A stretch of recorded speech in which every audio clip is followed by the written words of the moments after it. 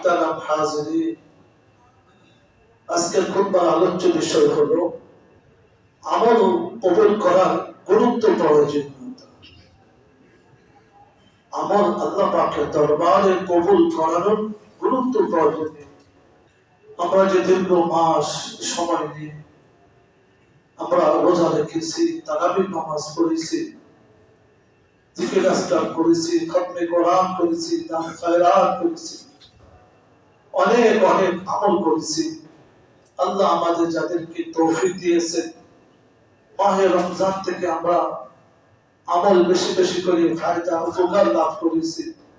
এখন আমাদের সময় হলো যা আমরা আমল করেছি এই আমলগুলোকে আল্লাহ পাকের কাছে কবুল করা। আমরা সকলে এটা জানি এবং বুঝি যে আমরা যখন জামাতের সাথে নামাজ পড়ি, ফরজ নামাজ পড়ি, তখন ইমাম সাহেব সালাম ফেরায়, সালাম ফেরানোর সাথে সাথে তাকবীর দিয়ে আমরা কি বলি ভাই? কি বলি বলেন? আস্তাগফিরুল্লাহ, আস্তাগফিরুল্লাহ, আস্তাগফিরুল্লাহ। আমরা ইস্তেগফার করি। কেন আমরা ইস্তেগফার করি? কারণটা কি? আমাকে নামাজের মধ্যে কি নাফরমানি করছি, গুনাহ কাজ করছি? আমরা তো ফরজ নামাজ আদায় করছি, সাধ্যমতো আমরা নামাজের মধ্যে নিয়াত খেয়ালের সাথে পড়ার চেষ্টা করেছি, কিন্তু এর পরে কেন আমরা ইস্তেগফার করি? ইস্তেগফার তো পড়া হয় বান্দা গুনাহ করলে আল্লাহ পাকের কাছে মাপ চাওয়ার জন্য, মাপ পাওয়ার জন্য ইস্তেগফার। কিন্তু আমরা নামাজের পরে কেন ইস্তেগফার? এর উদ্দেশ্য হলো যে আল্লাহ, আমি যে নামাজ পড়লাম এই নামাজের মূল্য ও দাম অনেক বেশি তোমার কাছে। তোমার এক গুরুত্বপূর্ণ হুকুমকে আদায় করেছে। এই নামাজ পড়তে গিয়ে নামাজের মধ্যে কত ধরনের ভুল ত্রুটি হয়েছে, কত ধরনের গোস্তাকি হতে পারে। আমার নামাজের মধ্যে ধ্যান খেয়াল অন্যদিকে চলে গিয়েছে, বিভিন্ন রকম ভুলভ্রান্তি হতে পারে। এই জন্য আমি তোমার কাছে মাফ চাই। আস্তাগফিরুল্লাহ, এর অর্থ হলো আল্লাহ আমি মাফ চাই। তোমার এক মহান হুকুম আমি আদায় করে তুমি আমাকে তৌফিক দিয়েছ, কিন্তু আমি ঠিকমতো আদায় করতে পারিনি আমার কমজোরির কারণে, আমার কমতির কারণে, আমার কুসুরের কারণে। সেজন্য তুমি আমার এই কমতির কুসুরকে মাফ করে আমার নামাজকে কবুল করো। তো যেখানে মুহতারাম হাজিরিন, আমরা ফরজ নামাজের পরে ইস্তেগফার করি যাতে আল্লাহ আমাদের এই নামাজের ত্রুটি বিচ্যুতি মাফ করে নামাজকে কবুল করে নেন। সেজন্য আমরা ইস্তেগফার করি। মাহে রমজান দীর্ঘ সময় আমরা রোজা রেখেছি, অন্যান্য আমল করেছি। এখন আমাদের পালা হলো, গভীর চিন্তার বিষয় হলো, আমল তো আমরা করেছি, আমল তো আমরা করেছি, রোজা তো আমরা রেখেছি, তারাবির নামাজ তো আমরা পড়েছি, কোরআন তেলাওয়াত তো আমরা করেছি, জিকির আজকার তো আমরা করেছি, দান খায়রাত করেছি। সব আমল আল্লাহ যাকে যতটুকু সাধ্য অনুযায়ী তৌফিক দিয়েছেন আমরা করেছি। কিন্তু আমার এই আমল আল্লাহ কতটুকু কবুল করছেন বা করবেন, এটা হচ্ছে এখন চিন্তার বিষয়। এটা হলো চিন্তার বিষয়। যত নবী দুনিয়াতে আসছে, বড় বড় নবী আমল করার পরে আমল কবুলের ব্যাপারে খুব চিন্তা করতেন, গভীরভাবে চিন্তা করতেন এবং আল্লাহ পাকের কাছে দোয়া করতেন। রাসূলুল্লাহ সাল্লাল্লাহু আলাইহি ওয়াসাল্লাম যে নবী রাতে এত লম্বা দীর্ঘ কিয়াম করতেন যে পা মোবারক ফুলে যাইতো, কোন বর্ণনা আছে ফেটে যাইতো, এত লম্বা কিয়াম করতেন। সে নবী কি বলতেছে? মা আবাদনাকা হাক্কা ইবাদাতি, মা আবাদনাকা হাক্কা ইবাদাতি হে আল্লাহ, তোমার শান অনুযায়ী, তোমার শান মোতাবেক যেভাবে ইবাদতের হক আদায় করে ইবাদত করার কথা, আমি সেভাবে ইবাদত করতে পারি। আল্লাহ পাকের দরবারে আমলকে কবুল করার জন্য নিজের কর্তৃকে পেশ করতেছে, নিজের কমজোরিকে পেশ করতেছে।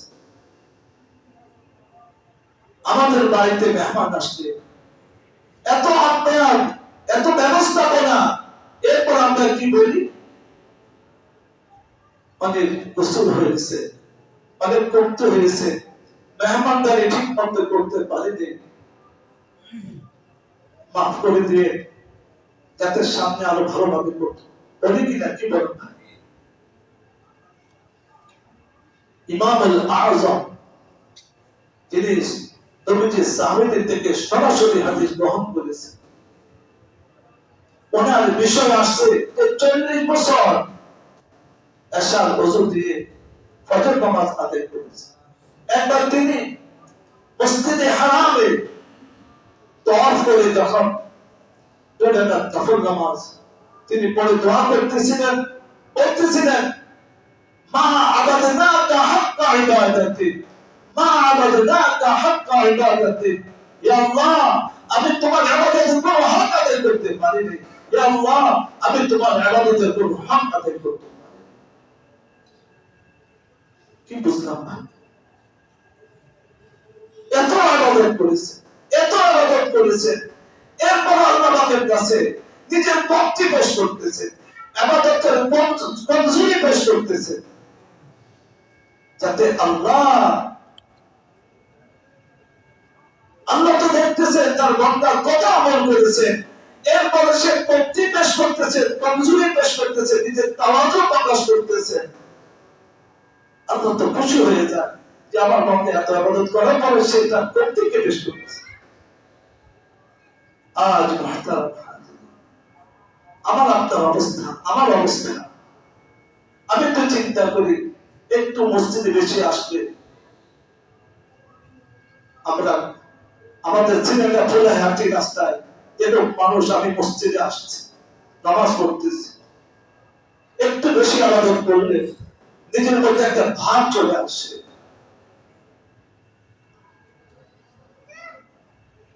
একটু দান খায়রাত বেশি করলে নিজের মধ্যে একটা অন্যরকম একটা অবস্থা চলে আসে।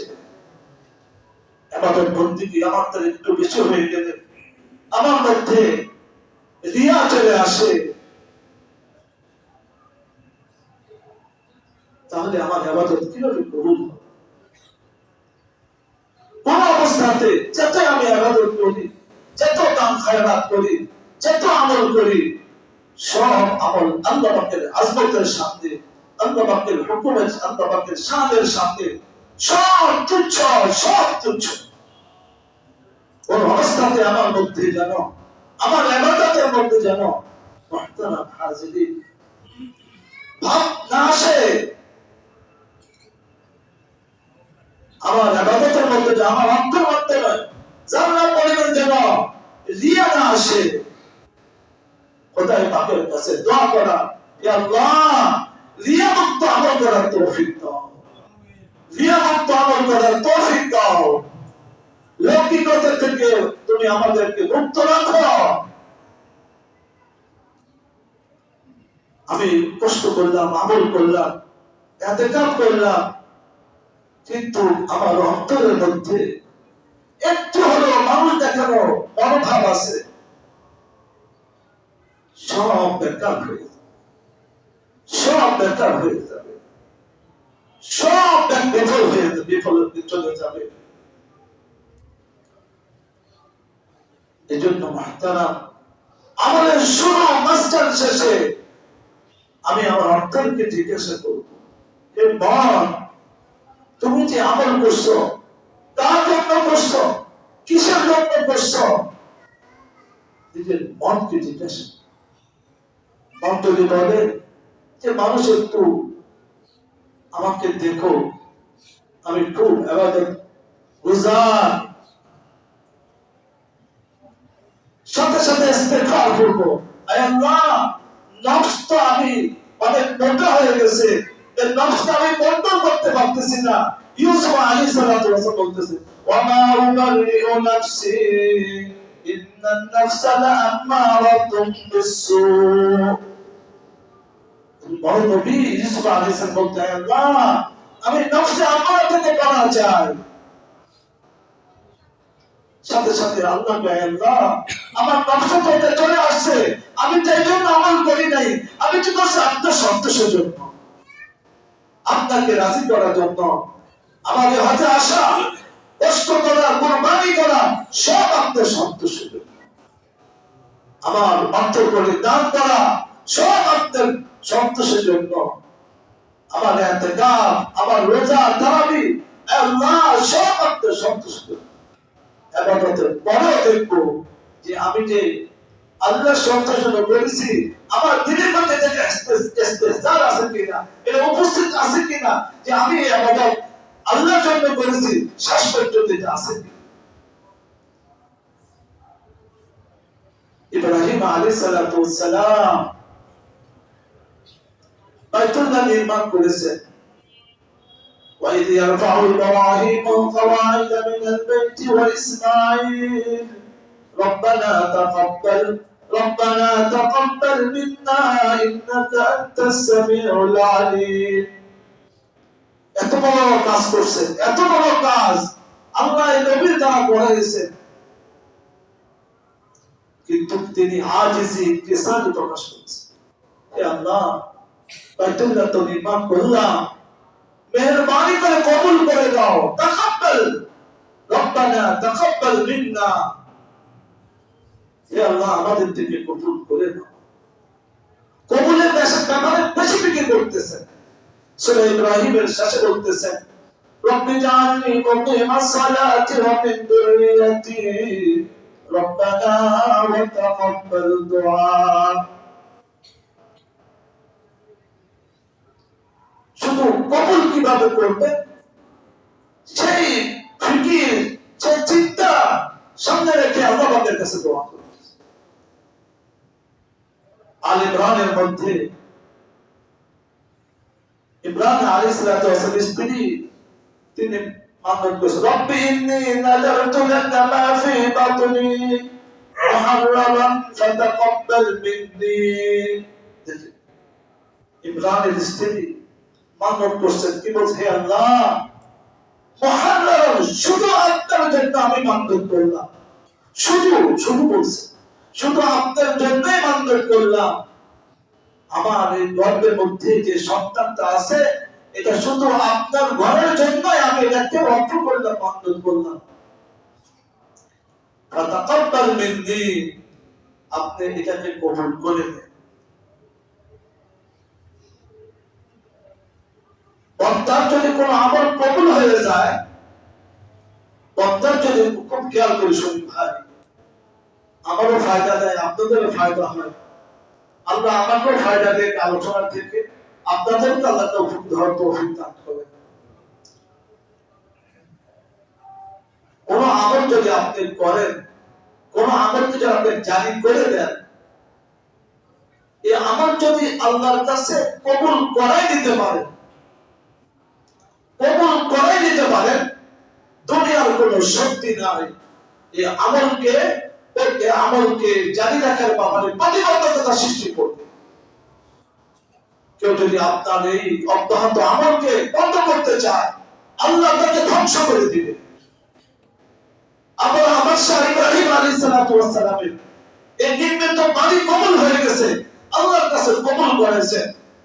এই বাড়িতে ভাঙতে আসছিল, আল্লাহ বাড়িকে ধ্বংস করে দিয়েছে, কারণ এটা কবুলকৃত, এটা কবুল হয়ে গেছে, আল্লাহ পাকের কাছে কবুল হয়ে গেছে। আপনি একটা মসজিদ করেছেন, এই মসজিদে কেউ ভাঙতে আসে, ওটার কথা কবুল হয়ে যায়, দুনিয়ার কোনো শক্তি নাই মসজিদকে ভাঙা। আপনি যে কোনো একটা সামাজিক কোন একটা দ্বীনি সত্তা কোন কাজ করলেন, এটাকে যদি আল্লাহ পাক কবুল করে নিতে পারেন, আল্লাহ এটাকে সামনে জারি রাখার সব দায়মে ইলতিজাম সাথে এটা ব্যবস্থা করে দিবেন। এটা অব্যাহত থাকবে, এটা বন্ধ হবে না। কিন্তু আমাদের কাজ হলো, এক নম্বর কাজ হলো, আমাদের প্রথম কাজ হলো আমল করা। দ্বিতীয় স্তরের কাজ হলো এই আমলকে আল্লাহর কাছে কবুল করা। আর আমি আপনি যদি আমল করলাম, কবুল করার ব্যাপারে কোনো চিন্তা নেই, আমল করার দরকার করলাম, মনে চাইলে করলাম, সবাই করতেছে আমিও করলাম, তাহলে এই আমল তো আল্লাহর কাছে কবুল হবে না। আর এটা মুহতারাম হাজিরিন, এটা সামনে অব্যাহত থাকবে।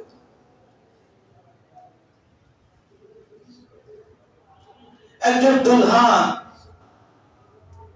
তাকে তার বান্ধবীরা সাজাচ্ছে, তার আঙ্গ হয়ে গেছে, তাকে সাজাচ্ছে, তার হস্তে জামালের তারই প্রশংসা করতেছে তার বান্ধবীরা, তুমি এত সুন্দর, তুমি এই, তুমি সেই, তার প্রশংসা করতেছে। তাকে সাজানো হচ্ছে বিভিন্ন অলঙ্কার সবকিছু দিয়ে, কিন্তু তারা দেখতেছে তার চোখ দিয়ে ঝরঝর করে পানি পড়তেছে, তার চোখ দিয়ে ঝরঝর করে পানি পড়তেছে। সবাই আশ্চর্য হয়ে গেল, কি ব্যাপার, আমরা তোমার তারিফ করতেছি, তোমার প্রশংসা করতেছি, আর তুমি, তোমার চোখ দিয়ে ঝরঝর করে পানি পড়তেছে। সে বুদ্ধিমতী মহিষী, আবেদা, শাকিরা, সালেহা, আখিরাতমুখী, আখিরাতে চিন্তা ফিকির করনেওয়ালি মহিলা, তার অন্তর থেকে আসছে, তোমরা যার জন্য আমাকে সাজাচ্ছ, যদি আমাকে সে কবুল করে নেয়, পছন্দ করে কবুল করে নেয়, আবিল তো আলহামদুলিল্লাহ বলে দিলাম। কি বলি ভাই? আবিল তো আলহামদুলিল্লাহ। যদি সে আমাকে পছন্দ করে কবুল করে নেয়, তাহলে তোমাদের এই প্রশংসা, এই তারিফ সব কিছু অর্থবহ হবে। আর যদি সে আমাকে পছন্দ না, আমাকে কবিল তো না বলে, কবুল করলাম এই কথা না বলে, তাহলে তোমাদের তারিফ, তোমাদের প্রশংসা সব কিছু বেকার হয়ে যাবে। মুসলিম ভাইরা, ঠিক তদ্রুপভাবে আমাকে আবেগ বলা হয়, আমাকে মুত্তাকি বলা হয়, আমাকে দাদা বলা হয়, আমাকে হাজি বলা হয়, আমাকে অমুক কিছু বলা হয়, কিন্তু যদি আল্লাহর কাছে কবুল না হয়, আল্লাহর কাছে যদি আমার আমল কবুল না হয়, আমাদের তারিফের দ্বারা কি লাভ হবে, আমাদের প্রশংসা দ্বারা কি লাভ হবে? সব তারিফ আর প্রশংসা সব বেকার হয়ে যাবে, সব বেকার হয়ে যাবে। বান্দা আমল করলো, এই আমল যদি আল্লাহ পাকের কাছে কবুল করে নিতে পারে, আল্লাহ পাক কবুল করে নেয়, তাহলে এই আমল থেকে সে উপকার লাভ করবে, এই আমল থেকে সে ফায়দা পাবে, দুনিয়া এবং আখিরাতে, পরকালে সব জায়গায় সে ফায়দা। আর সে আমল করলো, আল্লাহর কাছে কবুল হলো না, আল্লাহ কবুল করলেন না, তাহলে আমলের দ্বারা না দুনিয়াতে সে উপকার লাভ করতে পারবে, না পরকালে সে পাবে। আদম আলাইহিস সালাতু ওয়াস সালামের দুই ছেলে হাবিল কাবিল, এই ঘটনা আমরা সকলে জানি। কাবিল, তার নাম কাবিল থেকে কাবিল, হাবিল, দুই ভাইয়ের মধ্যে হাবিল, কাবিল পরে চড়া হলো, তাকে হত্যা করে উদ্যত হলো, আর কাবিল তাকে অত্যন্ত মুহতারাম হাজিরিন সুন্দর ভাষায় তাকে একটি নীতির কথা বলে দিলেন, ইন্নামা ইয়াতাকাব্বালুল্লাহু মিনাল মুত্তাকিন, যে আমার কুরবানি কবুল হয়েছে, তোমার কুরবানি কবুল হয় নাই। এই লটারির সাহায্য কারণ হলো কাবিলের ভাগে তার সুন্দরী, তার হাবিলের সাথে যে বোনটা জন্মগ্রহণ করেছে সেটা তার ভাগ্যে পড়েছে, কিন্তু হাবিল সেটা অত্যাচার করতেছে, মানতেছে না। আদম আলাইহিস সালাম বললেন, ঠিক আছে, ঝগড়া কোনো প্রয়োজন নাই, তোমরা কুরবানি করো, যাকে আল্লাহ কবুল করবে সেটাই ফয়সালা হবে। অনেক লম্বা ঘটনা মুহতারাম হাজিরিন, কিন্তু কাবিলের কুরবানি আল্লাহ কবুল করেছেন। واتل عليهم نبأ بني آدم بالحق إذ قربا قربانا فتقبل من أحدهما ولم يتقبل من الآخر। একজনের কুরবানি কবুল হয়েছে, আরেকজনের কুরবানি কবুল হয়। আজ মুহতারাম হাজির, আমরা অনেক আমল করেছি, হয়তো বা কেউ অনেক কান্নাকাটি করে আল্লাহ পাকের কাছে তার আমলগুলোকে সে কবুল করেছে, সে ইখলাসের সাথে করেছে, তার আমলের মধ্যে রিয়া ছিল না, লৌকিকতা ছিল না, লোক দেখানো ছিল না, শুধু আল্লাহর সন্তুষ্টির জন্য করেছে। তার খালিস আল্লাহর জন্য করার কারণে সাথে সাথে এই আমল আরশে আজিম উঠে গেছে, এই আমল আল্লাহ পাকের কাছে কবুল হয়ে গেছে। ওয়ালাম ইয়াতাকাব্বাল আখার, আর আমি আমল করলাম, ওই হাবিবের মতো যদি আমার আমল কবুল না হয়, তাহলে মুহতারাম হাজিরিন, আমি দুনিয়াতে ক্ষতিগ্রস্ত হয়ে গেলাম, পরকালে ক্ষতিগ্রস্ত হব। ইন্নামা ইয়াতাকাব্বালুল্লাহু মিনাল মুত্তাকিন, কাদের আমল আল্লাহ কবুল করবেন, কাদের থেকে কবুল করবেন? মুত্তাকিনদের আমলকে কবুল করবেন। যারা মুত্তাকি হবে আল্লাহ পাক তাদের আমলকে কবুল করবেন। দ্বিতীয় বিষয় হলো ইন্নামাল আমালু বিন্নিয়াত, সমস্ত আমল কবুল হওয়া নির্ভর করে আমলকারীর নিয়তের উপর। আমলকারীর নিয়তের উপরে তার আমল আল্লাহ পাকের কাছে কবুল হওয়া না হওয়া নির্ভর করে। আপনি আমলটা কিসের জন্য করবেন? নিয়ত, এজন্য খালিস নিয়তের সাথে আমল করতে হবে। আমাদের আমলের উদ্দেশ্য কি বলেন ভাই? উদ্দেশ্য কি? আল্লাহ সন্তুষ্টি। বলেন আমাদের উদ্দেশ্য কি? আল্লাহ সন্তুষ্টি, আর কোন উদ্দেশ্য না। একেবারে পাক্কা আকিবেল জাযাম, যে আমার সমস্ত আমলের উদ্দেশ্য আল্লাহ সন্তুষ্টি, খালিস আমরা আল্লাহর জন্য করতেছি। এখানে জানা পরিমাণ কোন ভেজাল নাই, অনুপরিমাণ কোন ভেজাল নাই। যেরকম আমলের মধ্যে অনুপরিমাণ শিরক থাকলে এই আমল কবুল হবে না। আমলের মধ্যে জানা পরিমাণ যদি রিয়া থাকে সে আমল কবুল হবে না। এই জন্য আমাদের নিয়তকে পাকা পক্ত করতে হবে, যাতে আল্লাহ পাক আমাদের আমলকে কবুল করে।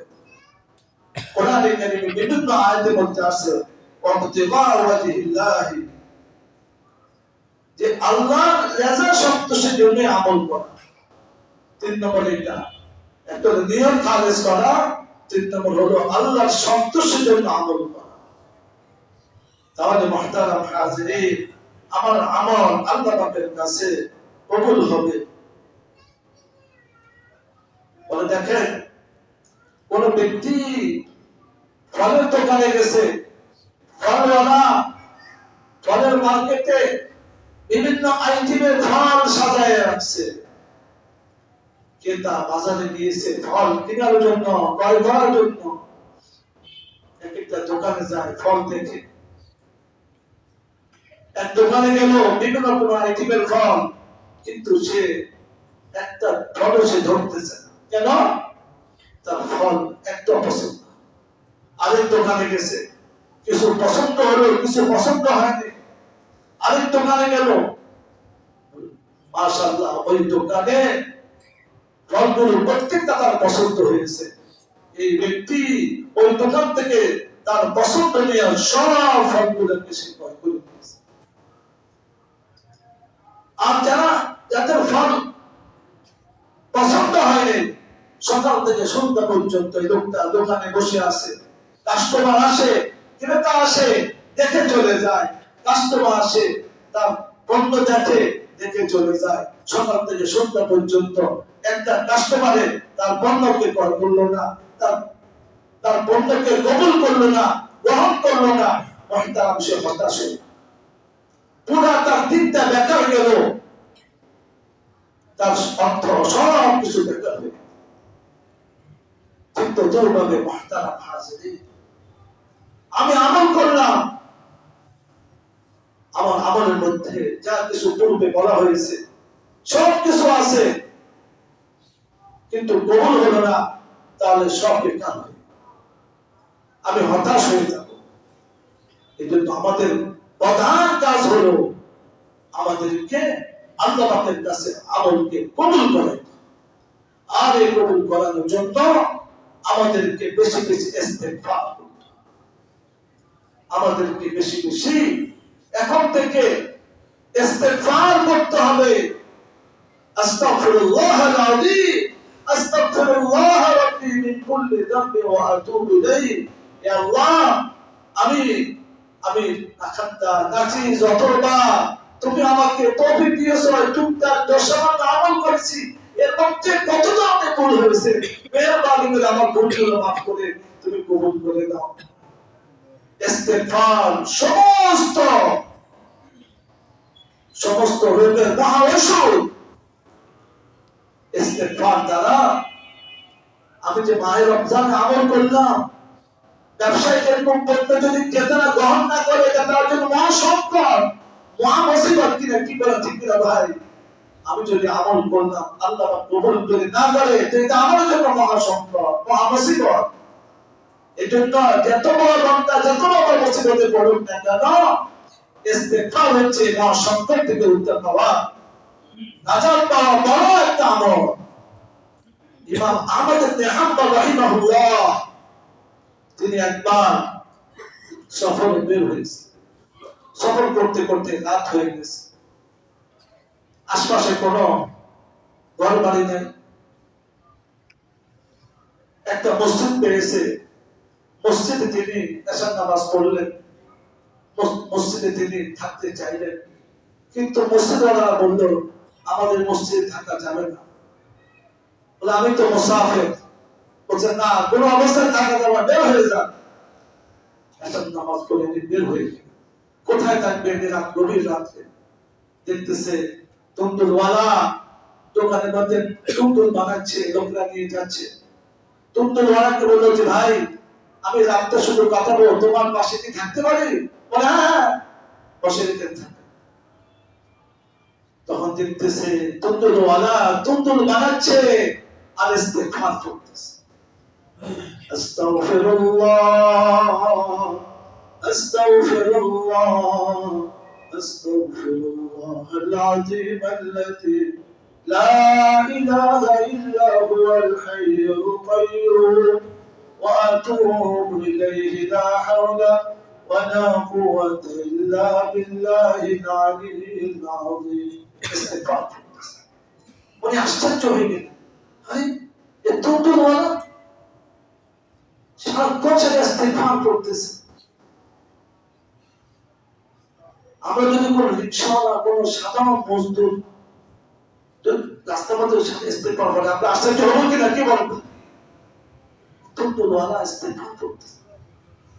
ঠিক আছে ভাই, তোমার এই অধিক ইস্তেগফার করার কারণটা কি? বলে হুজুর আপনি জানেন না, এই ইস্তেগফার পড়ে পড়ে আমার জীবনে অনেক বড় বড় মুসিবত থেকে আমি উদ্ধার পেয়েছি, আল্লাহ আমাকে হেফাজত করেছে। বলে আরেকটা বাকি আছে, বলে সেটা কি? বলে এই সময়ের সবচেয়ে বড় যে আলেম ইমাম আহমদ ইবনে হাম্বলের সাথে আমার সাক্ষাৎ, এটা শুধু বাকি আছে, আর আমার সব হয়ে গেছে। ইমাম আহমদ হাম্বল বলতেছে, তুমি যে বেশি বেশি ইস্তেগফার করেছো, আল্লাহ তোমার ইস্তেগফারের শক্তিতে আমাকে তোমার কাছে নিয়ে আসছে। তোমার ইস্তেগফারের কাসরাতের কারণে, আধিক্যের কারণে সেই শক্তি আমাকে তোমার কাছে নিয়ে আসে। মসজিদে থাকতে চেয়েছে সেখানে থাকতে দিল না। ইস্তেগফার আমাকে তোমার কাছে নিয়ে আসছে, তোমার সাথে তোমার ইচ্ছা আল্লাহ পূরণ করে দিয়ে আমার সাথে তোমার সাক্ষাৎ করে। এই জন্য মুহতারাম হাজির, আমাদের এখন সবচেয়ে বড়, আমাদের সবচেয়ে গুরুত্বপূর্ণ বিষয় হলো মাহে রমজানে আমরা যে টুকটা মানে যা আমল করেছি এখন ইস্তেগফার করা আল্লাহ যে আল্লাহ সব সময় বেশি বেশি আমাদের ইস্তেগফার করব, যাতে আল্লাহ আমার আমলের ত্রুটি বিচ্যুতি মাফ করে আমাদের টুকটা মানে আমলকে কবুল করে নেয়। আর ঈদের দিন আমরা ঈদ মোবারক না বলবো, তাকাব্বালাল্লাহু মিন্না ওয়া মিনকুম, তাকাব্বালাল্লাহু মিন্না ওয়া মিনকুম, আমরা ঈদ মোবারক বলি, কিন্তু সুন্নাহ হলো যে একটা সাথে তাই আল্লাহ আপনার আমলকে কবুল করে আমার আমলকে কবুল করুন। আমার যে মাহে রমজানে যে আমলগুলো করেছি এখন ঈদগাহ থেকে আমরা যাচ্ছি পরপর সাক্ষাতে এই কথাই বলবো, তাকাব্বালাল্লাহু মিন্না, বলেন ভাই, তাকাব্বালাল্লাহু মিন্না ওয়া মিনকুম, তাকাব্বালাল্লাহু মিন্না ওয়া মিনকুম। আমরা এই ঈদের দিন আমল করব, এই আমলটা আমরা সকলে করব, যাতে আমাদের সবাই একমাত্র আমল কবুল হয়ে যায়। এই জন্য একেবারে আমলকে কবুল করার জন্য আমরা এই আমলটা করব ইনশাআল্লাহ। এরপর মুহতারাম হাজিরিন, বলে যে দিন সমস্ত অন্তরগুলো মরে যাবে কিন্তু তার অন্তর মরবে না, তার অন্তর তাজা থাকবে, জীবিত থাকবে।